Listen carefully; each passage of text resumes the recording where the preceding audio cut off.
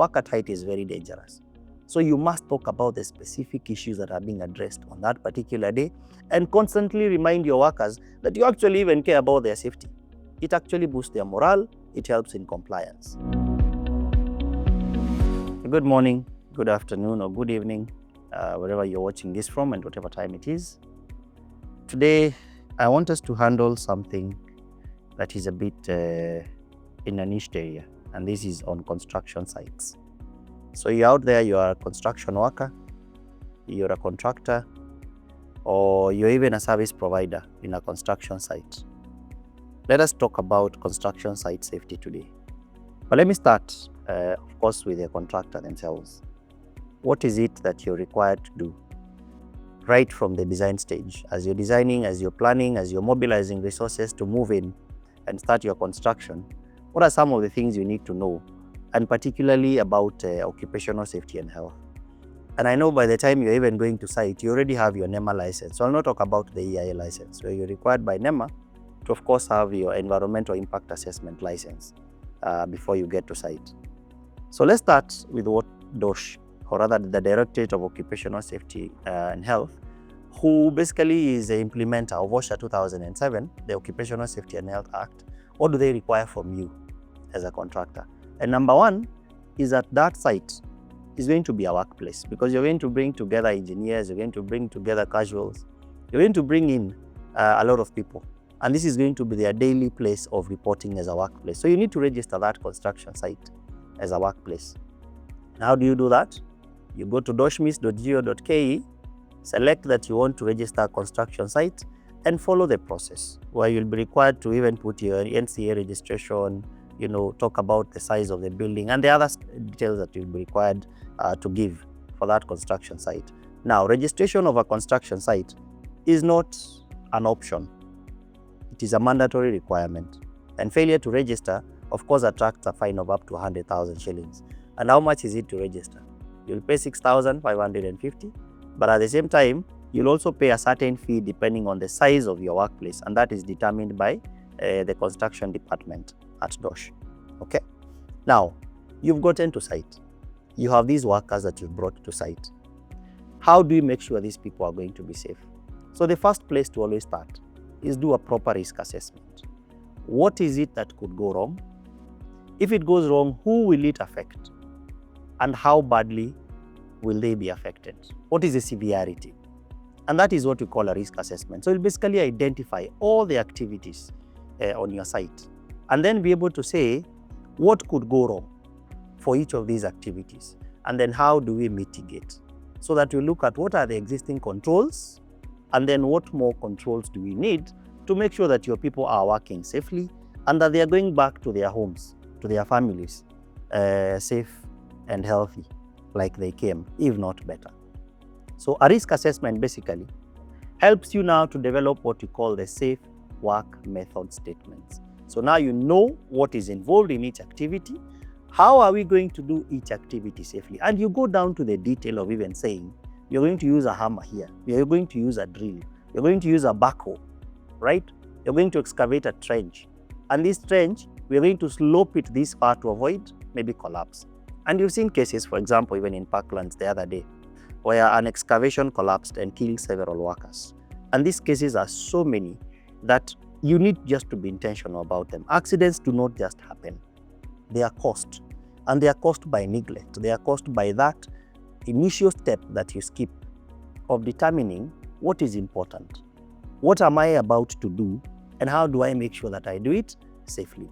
So safe work method statements are going to detail each activity and how we make sure that each activity is done safely, and we document it properly, and we ensure that those procedures are followed when we get to site. So the risk assessment is what guides us on how to draft the safe work method statements for the different activities. Now, we've done this. Maybe we've sat with you because I'm a safety expert, you are the engineer, we have the other project team. We've sat down and done the risk assessments, and we've done the safe work method statements. But who is going to tell the workers what we have done? How do we inform the workers what we have identified as the hazards on site? What are the risks that we have assessed on site? How do we engage the workers and let them know? And I'm talking about everyone, whether it is a foreman, whether it's casual, whether it's even that mama serving food to the people on site. How do you engage them and pass information? So of course, first of all is ensure that you deliberately do what you call the bare minimum trainings. There's first aid training, because you need first aiders on your site, and you need to equip them also with first aid kits according to the rules that were recently actually released. I'm talking about the first aid rules of 2024, that you're supposed to also be aware, what are these items that I must have even in the updated list of the first aid kit. But anyway, the idea is make sure you have trained them and they know what they need to do. Come to fire issues. There is likely to be a fire on site. So the law requires that you train even fire marshals, all right? And there's a ratio of how many workers you can train based on the numbers that you have on site. But when it comes to first aid and fire, even if you train the entire crew on your site, even better. These are life-saving skills. So you do the minimum trainings, and that is first aid, fire. And then if you have exceeded 20 workers on your site, you must form a health and safety committee and train them also. And this is a team that is going to help you as the contractor, or as a proprietor, or as a proponent, or even as the main contractor to be able to run health and safety issues. You're going to allow this team to meet regularly and discuss the safety challenges on site. And that is your safety committee. But then, after you've done this training, remember these trainings were for specific groups. Every single day before you start any activities on site, there's a stand-up meeting, which we call our toolbox. And in your toolbox, what are you discussing? It's supposed to be between 15 minutes to 30-minute session, where you're talking about that particular day's activities. Today we are excavating. What is likely to happen to us? And how do we stay safe? Talk about housekeeping. You've seen, especially when you have a lot of timber on site, you have a lot of blockage of the walkway, so the risk of people tripping and falling. You have a lot of nails that are protruding even from these timber pieces. You want them to actually flatten them or remove the nails, or ensure that any piece of timber that is lying on the floor is actually turned so that the nails are actually pointing downwards and people do not step on them. You ensure that housekeeping is done on a daily basis before we exit the site, so that we clean as we go. If it is a cement bags, if it is a timber that has been, if it is a demolition material, whatever it is, make sure the site cleaning is actually done on a daily basis. But then, this information, you pass it on a daily basis during your toolbox talks. So a toolbox talk is basically your opportunity, your first interaction with your workers on a daily basis, and telling them, today we are erecting a scaffold, maybe we want to paint the building, we are almost done. But then work at height is very dangerous. So you must talk about the specific issues that are being addressed on that particular day, and constantly remind your workers that you actually even care about their safety. It actually boosts their morale, it helps in compliance. But then, if you have already told them what they are likely to be exposed to, then the next question comes. Have you equipped them effectively? If I am going to work at height, there are two levels of protecting the worker. There's what we call fall prevention, where we make sure that they are not going to fall. And in this way, we ensure that the platforms are safe, they have proper guards, all right? That your scaffold is erected in the right way with the right people who are trained on how to erect scaffolds, so that we prevent a fall. But then, sometimes, even when you've done everything, something still happens. But then the question is, the second level of preventing falls is basically arresting the fall. So you either prevent the fall from happening, or you arrest the fall when it happens. And in fall arrest, we are saying, yes, this person is going to fall, but they are not going to hit the ground. How do you ensure that? You make sure that they have a proper harness that is anchored to something totally different from the platform on which they are standing. And it has to be at least at a higher level. Worst case scenario, when you don't have a higher level to anchor, then they can anchor somewhere below. But the best is always at a higher level, so that you reduce the travel distance of this person who is falling before the fall is arrested by the harness. I hear calling it mshipi, nimefunga belt, all right? But then make sure the harness is also safe and it has a shock absorber. Because imagine if you're falling free and all you have is a rope attached to you. That sudden stop, if there is no shock absorption, is likely actually to cause more harm than what you intended to cause by preventing that fall. So in fall arrest, we are saying, ensure that in case the fall happens, the person does not get to the ground. And that is by using harnesses and also by installing nets so that if this person falls, they come and fall on a net so they don't hit the ground.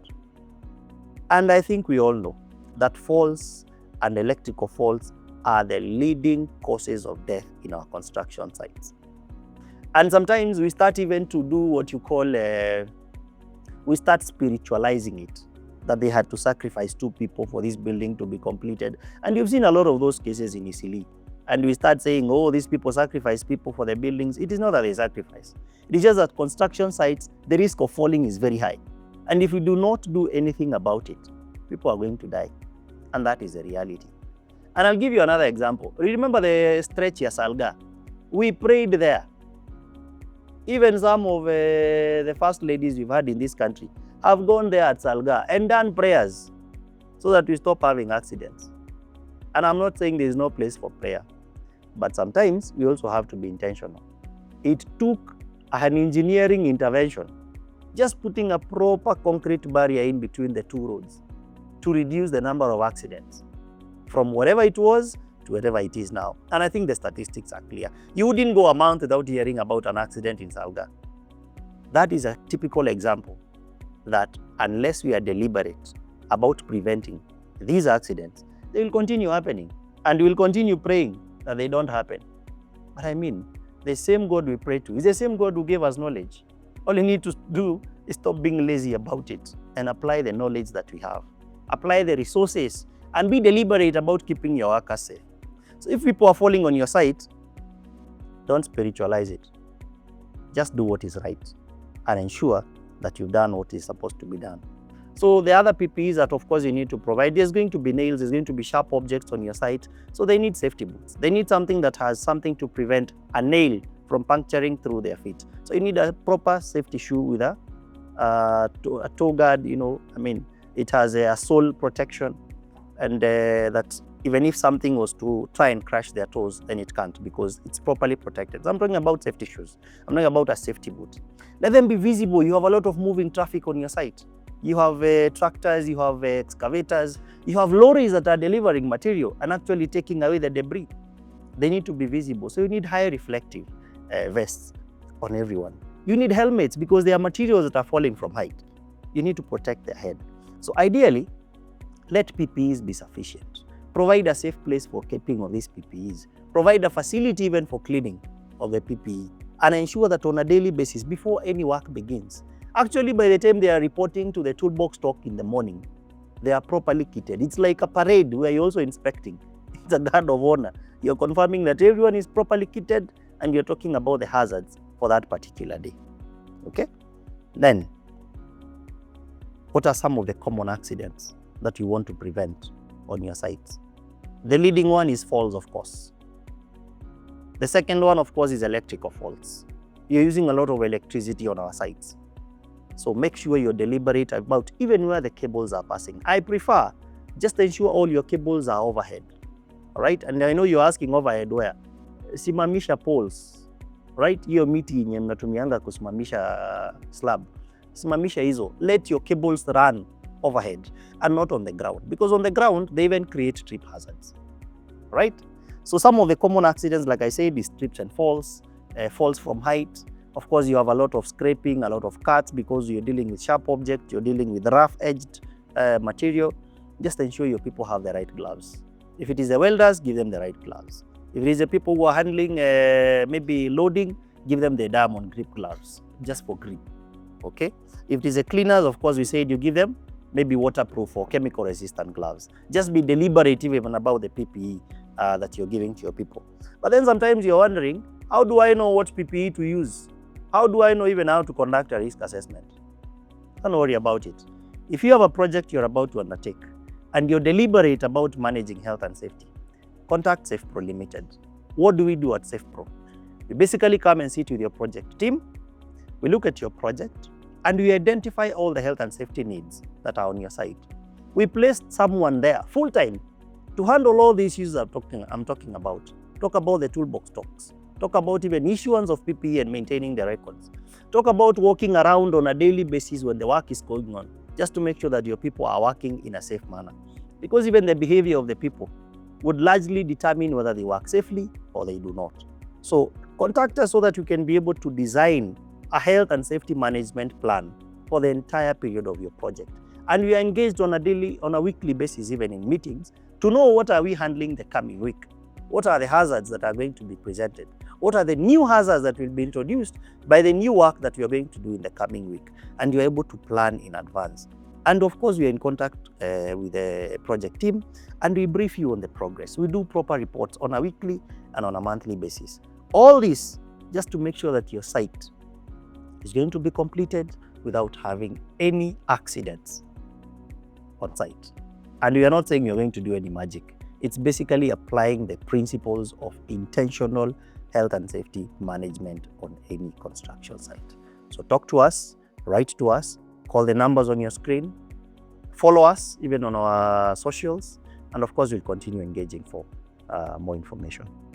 Thank you.